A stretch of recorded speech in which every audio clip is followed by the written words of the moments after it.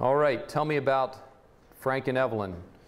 Just pull your notes out. What are some conclusions that you're already coming to? What principles are they violating? I heard one group already coming up with sessions. Heard session 1, session 2, session 3, what you're going to cover with them. So what did you talk about? We talked about in that first session trying to end it by giving them some hope and using some of the verses we talked about.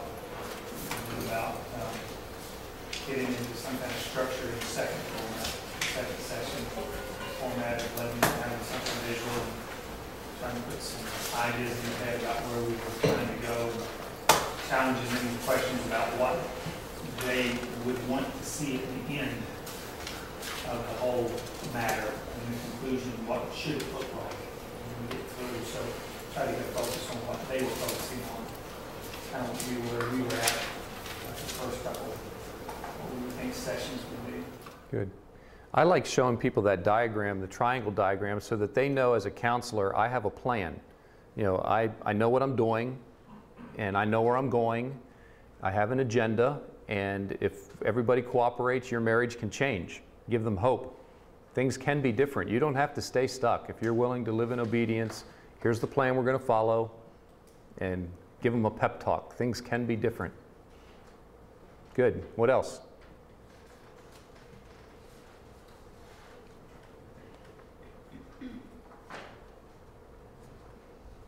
Other groups? Anybody? We talked about if Mike and Evan are actually Christians and have been as Christians. Okay. So going through the gospel right up front, hearing their testimonies. You know, you can't disciple, you can't see sanctification take place in an unbeliever, right? So if we're going to disciple them, they've got to make sure they're saved first. We also talked about asking them each when the changes in their marriage relationship may happen. After being married, when do things change? Good. Data gathering. On the slippery slope, where are they?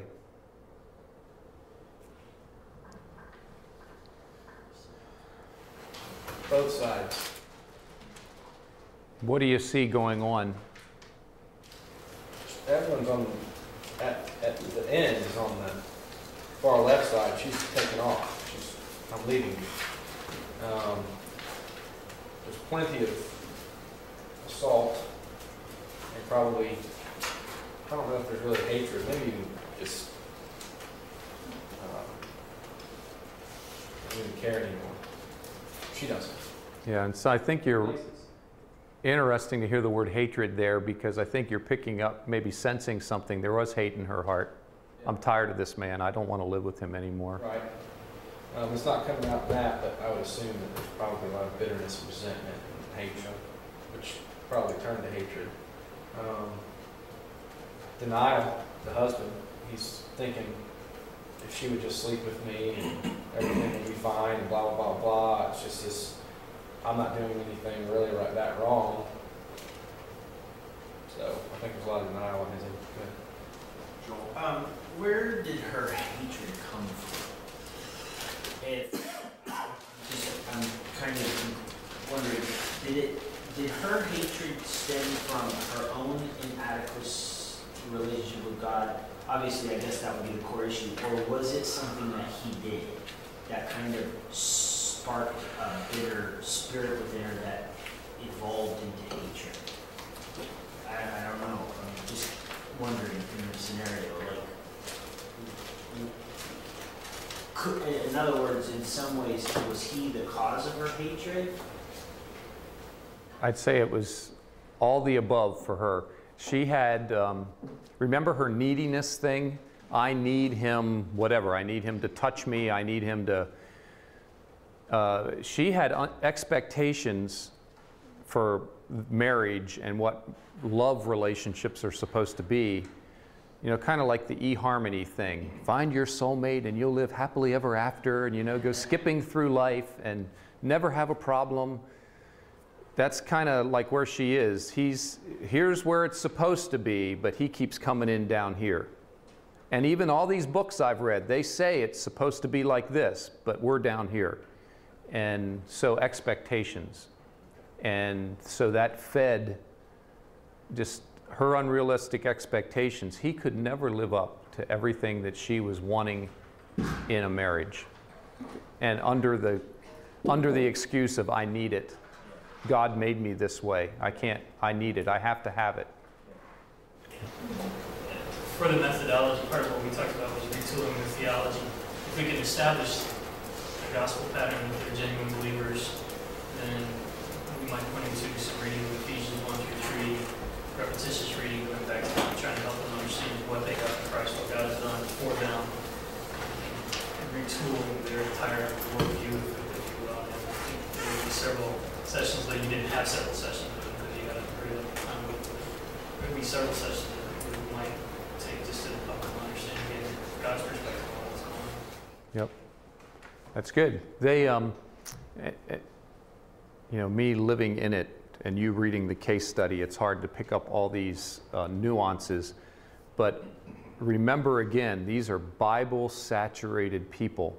So to get them to the point, they've been in church their whole lives, they're Bible college graduates, to get them to the point of admitting my theology needs to be retooled, you have a lot of, that's what I was thinking as I was working with them is, it's almost like I have to reteach them theology.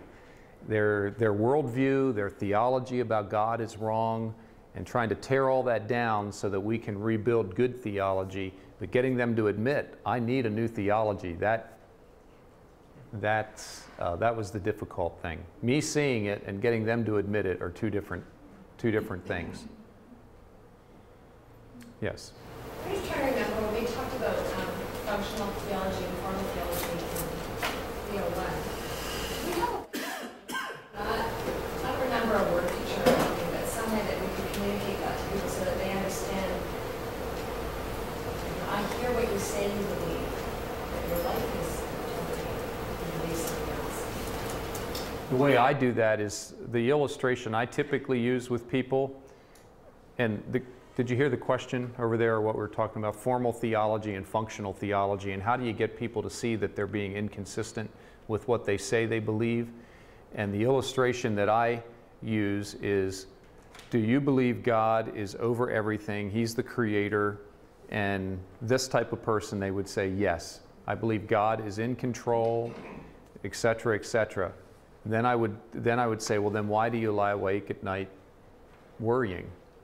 That's telling me that what you say you believe is different than what you're living out in your life. Your functional theology is not living up to your formal theology. So that's the way I communicate it, is just, and from my own life, that I'm inconsistent with my belief system many times. And if you have other ideas, let me know. I'd love to hear your ideas on how you communicate that to people. Saying, what you do speaks so loudly, I can't hear what you say. Mm-hmm. That's right. Well, let's go back to our notes, and we're on the second G. And what is that G again? Get the log out of your own eye. And why is it strategic that this is the second thing in our theology of conflict resolution? The first one's obvious. Everything's about worship. Got to keep God first, everything. Why is this strategic that get the log out of your own eye is second? Good. Good. So take responsibility and get your own heart right before you go to someone else. And it changes the whole demeanor, the way you approach someone. If you have the worshiping attitude and then you have the humble attitude that, yes, I have contributed to this conflict also. Even if you can get someone to admit 10% and the spouse is 90%, what's your 10%? And wouldn't it be better for you just to focus on the 10% and let me as the counselor help them with their 90%? Try to get the person to, I'm thinking marriage counseling in particular, or any conflict. If you have two parties that are just in conflict, is there anything that you can admit that you're contributing?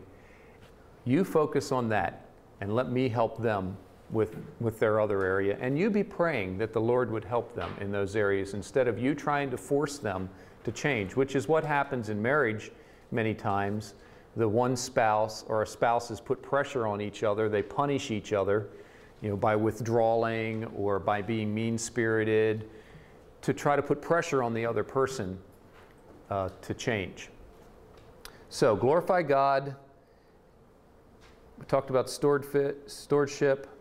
Get the log out of your own eye. Operative question, how have I contributed to this conflict? What do I need to do to resolve it? I'm going to take personal responsibility. Then we talked about attitudes and actual sinful words and actions that we need to change. Those are the kind of logs that need to be removed. So now let's move on to how do we change those attitudes? Bottom of page 17, top of page 18. These wonderful biblical counseling verses, but often in nouthetic counseling, we forget that this passage isn't about anxiety as much as it is about conflict. It's a church conflict passage. Do you see that in the passage? These are wonderful verses on how to help people with their anxiety and their undisciplined thinking, right? I mean, don't we, as a counselor, don't you go to these verses on a regular basis? These are like default verses to go to for biblical counseling. And there's a whole flow here that we need to get. But the context is conflict. It's a church conflict. So up at the beginning, verse 1, therefore, my beloved brethren, it's been this theme throughout the book. Chapter 1, I showed it to you. Chapter 2, I showed it to you. Here we are again in chapter 4. Therefore, my beloved brethren, whom I long to see, my joy and crown, stand firm in the Lord, my beloved. I urge Euodia and Syntyche to live in harmony in the Lord. So now we finally know who's causing the conflict in the church. Indeed, true comrade, I ask you also to help these women who have shared my struggle in the cause of the gospel, together with Clement and the rest of my fellow workers whose names are in the book of life. And then he goes into the verses that we know. In the midst of this conflict, don't people feel anxious? In the midst of church conflicts, do you feel anxiety? Sure do. That's the context of Philippians 4. Where's this anxiety that he's talking about coming from? It's coming from the flow of the book. There's this tension in the church at Philippi. So, rejoice in the Lord always. And again, I say, rejoice. Let your forbearing, there's that word, the idea of tolerance again. Being lenient. The word means large-hearted, lenient. Dr. Baker, is that also humble? Moderation is how King James, it wouldn't be the word humility, I don't believe, which is often, the word meekness and gentleness, that whole family of words. It's not that word. Let your forbearing spirit, large-heartedness, leniency, the idea of tolerance with others, be known to all men, the Lord is near. Then be anxious for nothing, but in everything by prayer and supplication with thanksgiving, let your requests be made known to God. And you see in your notes, I'm going to give you another outline as we go through this, the blanks in your notes. Rejoice in the Lord always. So we're rejoiced. The focus of our attention is the Lord. What are we rejoicing in? John Piper would argue everybody is seeking joy. Everybody's looking for happiness. What's the object of your happiness going to be? I think I'll get happiness out of following the Cubs. That lets you down a lot of times, believe me. Even though this year they're having a better year.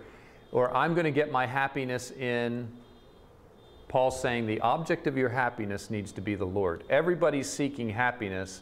Is the object that you're seeking it in worthy? Is it substantial enough to really deliver it?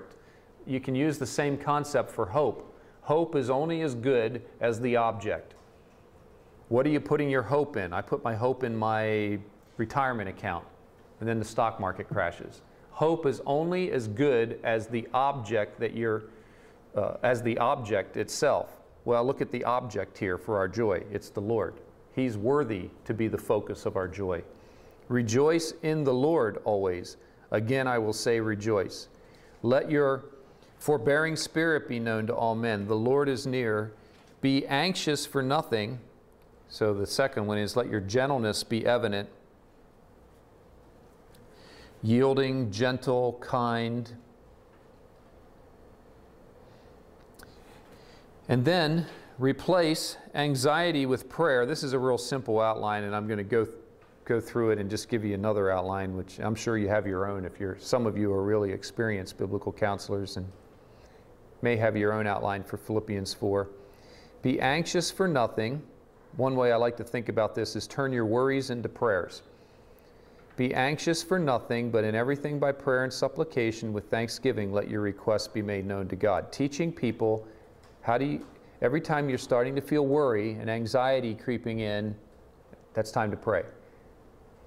Be a worshiper. Turn your worries into prayer. Replace anxiety with prayer. Now notice, the first point on my outline is going to be right prayer and balanced prayer. Here's why I use the word balanced. Notice that Paul doesn't just say, be anxious for nothing, but in everything by prayer, let your requests be made known to God. He talks about all kinds of different angles on prayer, teaching us how to deal with our anxieties. It's not just pray, it's supplicate. What's the implication of supplication? What do you hear when you hear supplication? Desperation that is oriented or focused towards a solution or somebody that can provide you with relief from whatever. Good. So I picture the psalmist. I cried out to the Lord. And I'm picturing here not just this, Lord, please help me. I'm feeling anxious right now. Lord, I don't understand this conflict. Please help us. Our church is falling apart. And I'm supplicating the Lord. I'm begging the King of the universe, please intervene. And isn't there something about praying like that, expressing the emotion and praying like that, that helps the human soul? I think there is. You see it modeled all through the Psalms. It's not passive prayer, it's passionate prayer. Lord, I need your help. You don't see passive prayer modeled in the Psalms. You hear words like, I cry out. Lord, I need help. Lord, if you don't help me, I'm going to die.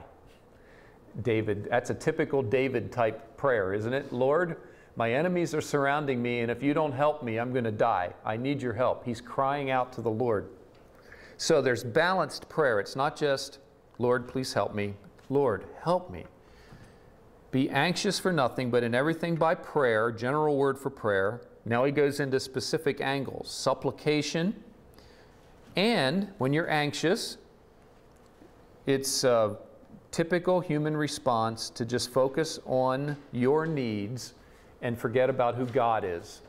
So Paul adds with thanksgiving, teaching our counselees, people in conflict, that when you're praying, be disciplined to be remembering what you need to be thankful for, spend time worshiping the Lord. This is balanced prayer. It's not just, Lord, please help me.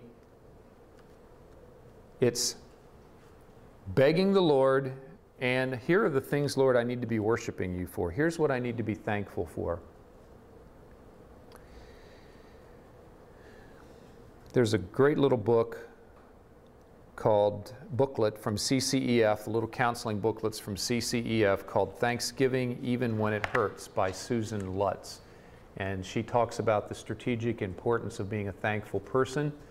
And I had a person in my church in Virginia, a lady who was clinically depressed, who had been through all kinds of years of counseling, talked to me about, I read that little booklet to our church during a Thanksgiving service, and she wrote me a note afterwards about how learning to be a thankful person, even though her life wasn't going the way she wanted it to, was one of the key things that the Lord used to lift her out of her depression. uh, Thanksgiving Even When Life Hurts by Susan Lutz. Great little booklet.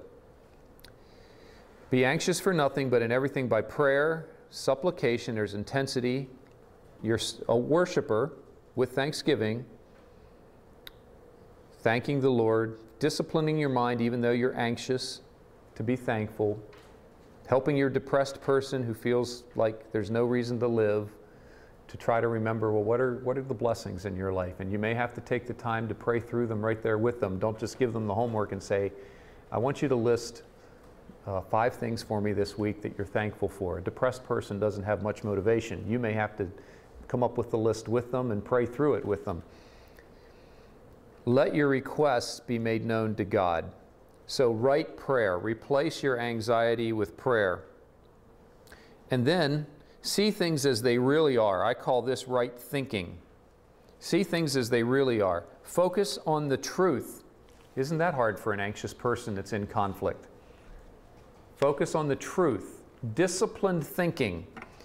Here's a homework assignment that I've given people many times.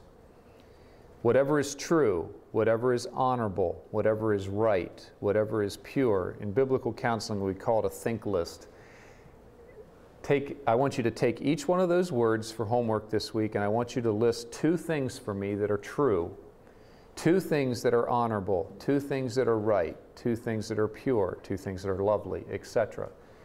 And anytime you start feeling anxiety or your depression or whatever it is you're working on with the person, I want you to pull that list out and meditate on those things. So right prayer, right thinking, verse 8, let your mind dwell on these things. Their mind's dwelling on something. We've got to help them get their mind refocused in the midst of conflict. Disciplined thinking.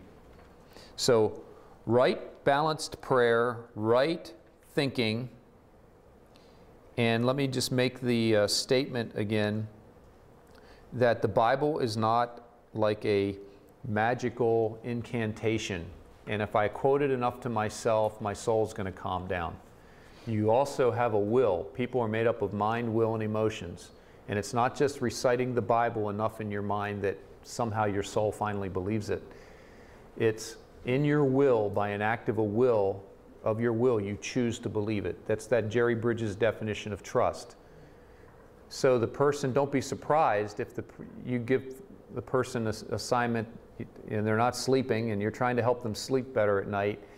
You say, okay, why don't you get out of bed and read your Bible?